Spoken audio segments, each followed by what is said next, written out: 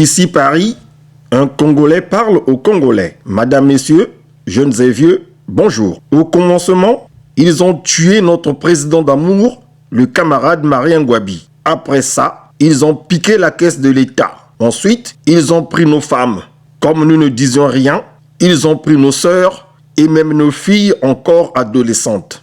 Ils sont allés jusqu'à percer certains de nos frères pour une histoire louche de magie et ou de domination, soi-disant. Nous avons gardé le silence. Ils ont importé les restes d'un colonisateur pour on ne sait quelle raison. Cela nous a vachement fait sourire.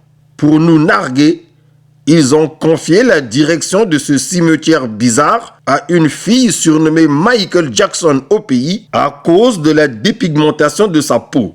Ils ont décidé de la tenue d'un référendum familial truqué pour changer la constitution taillée sur mesure par eux-mêmes, pour eux-mêmes, en 2002. Nous avons voulu leur faire prendre conscience afin qu'ils ne fassent pas cela, car ce n'était pas bien pour la cohésion nationale et pour l'image du pays. Très énervés, ils ont tiré à balles réelles sur nos sœurs et frères qui manifestaient pacifiquement, faisant plus d'une 50aine de morts.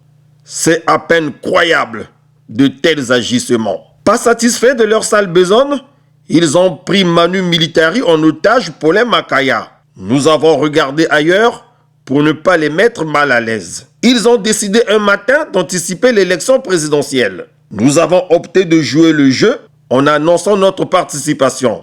Et voilà que cela les a mis dans tous leurs états. Ah, ils souhaitaient que nous lancions un appel au boycott, ce qui les aurait arrangés et permis de gambader dans les ruisseaux pour tricher sans laisser de traces. Ils n'ont pas pu accéder au deuxième tour de leur propre présidentielle anticipée. Mokoko et Kolelas ayant fait boire la tasse à leur chouchou qui n'a jamais été plébiscité lors d'une compétition électorale saine. Champions de la forfaiture, brigands, sauvages, racailles comme toujours, ils ont entrepris de nous voler notre belle victoire par le truchement d'un groupe de pantins dont le premier du Mboulouland, un certain Mboulou, est venu annoncer à pratiquement 3 h du matin que leur totem, Sassou Denis, avait remporté les élections au premier tour avec 61% de suffrages. J'hallucine. C'est un hold-up électoral scandaleusement historique.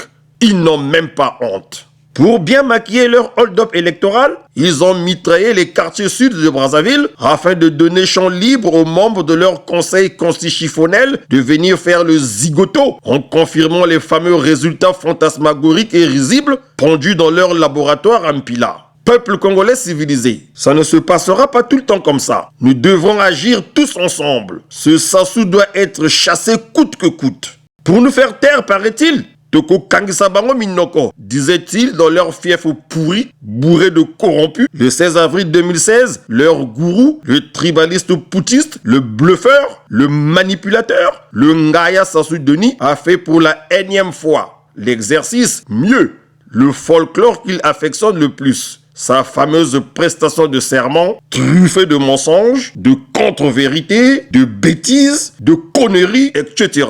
Quel hypocrite!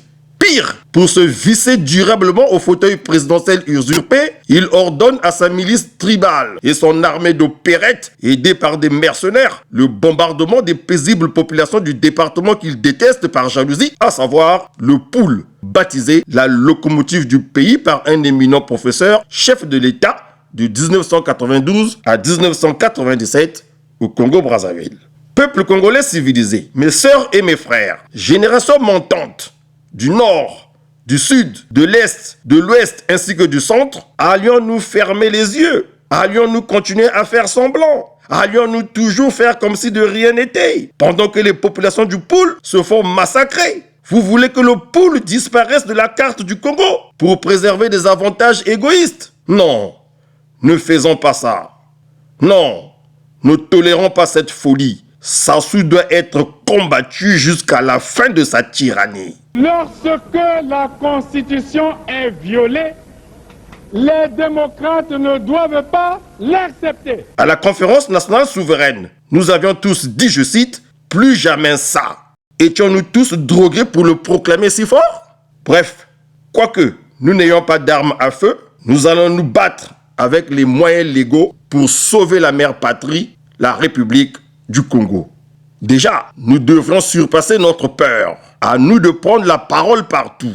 À nous de nous exprimer en toute liberté. À nous de dénoncer les actes et comportements déviants que posent ces crapules, ces barbares, ces bandits de grand chemin, leurs complices ainsi que leurs fanatiques aveuglés par le ngiri dépendance. Peuple congolais civilisé, peu importe l'endroit où tu te trouves, à l'intérieur du pays ou à l'étranger, arrange-toi à vilipender, à exposer, à conspuer, à traiter comme il le mérite ce moribond régime de truands, cette bande de voyous en col blanc, cette racaille qui a fait main basse sur les 342 000 km² que nous ont légués en héritage nos aïeuls. Pour mon cher Congo, oui, pour mon cher Congo natal, je me lève et j'écris. Je me lève et je parle. Je me lève et j'affiche mon soutien aux populations du Poul. Oui, je suis le Poul. Je me lève et je crie haut et fort, vive la liberté. Tosami Beko.